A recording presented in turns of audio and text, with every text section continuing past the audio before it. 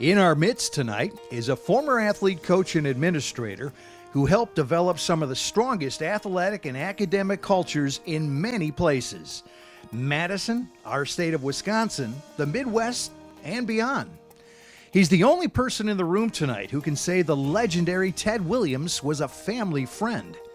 The only one here who coached a certain athlete in high school before he turned famous comedian and became a motivational speaker who lived in a van down by the river. Joe Maturi was born in Hibbing in Minnesota's Iron Range. He grew up in nearby Chisholm, the third of four sons to Mom Gwyn and Dad Alfred, better known as Babe. In addition to his two older brothers, he has a younger brother and sister.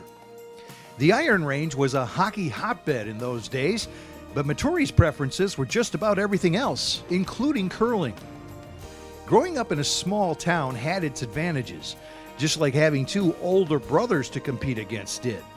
That friendly family competition gave him a leg up on athletes his own age. There were a few hiccups along the way, such as when he scored the winning hoop in a fourth grade basketball tournament for the other team. But even that experience turned out to be a blessing later on. Idols were many, from his brothers to the splendid splinter himself, Theodore Samuel Williams, and another major leaguer who made a headline or two, also from Hibbing, Roger Maris. At Chisholm High School, he was a four-year varsity football player, captain in football and baseball, and played basketball too. He continued to curl, and although the sport wasn't sponsored by the High School Association, his team won the Minnesota State Championship. A friend in Chisholm who had played basketball at Notre Dame contacted the football coaching staff on Joel's behalf. After being accepted, Maturi was a preferred walk-on in South Bend. An injury prevented him from playing for Era Parsegian. Instead, he became a student assistant trainer and was at Parsegian's side in 1967 when Notre Dame won the college football national championship. After South Bend, it was on to the UW for grad school. Joel chose Wisconsin over Minnesota and Notre Dame for a very good reason. His high school girlfriend went to Marquette. Joel knew what he wanted to do in life in the fourth grade. His answer to a classroom assignment asking students what they wanted to be? A coach. To that end, Maturi applied for a teaching job at Edgewood High School, all the while hoping to get a chance at coaching. He got the job, and then he met one of the most important people in his life, Edgewood Athletic Director and head football and basketball coach George Christ. Maturi's coaching influences read like a who's who: Earl Wilkie, Dorothy Goldsworthy, his high school coaches, Parsegian, Otto Breitenbach, and so many more. It was Christ who hired Maturi to be his assistant in football and also made him the track and field coach, even though he knew precious little about the sport. A whirlwind of coaching opportunities were on the horizon. Soon came a job offer from an Eau Claire high school. Christ enticed him to turn it down by giving him the head basketball coaching job. 1 year later, Christ left Edgewood for the UW, and Maturi got both of his former jobs, head football coach and athletic director. Words won't describe what George Christ and the Christ family meant to Joel. Suffice to say, George was his mentor, role model, and best friend. He was also Joel's best man when he married Lois.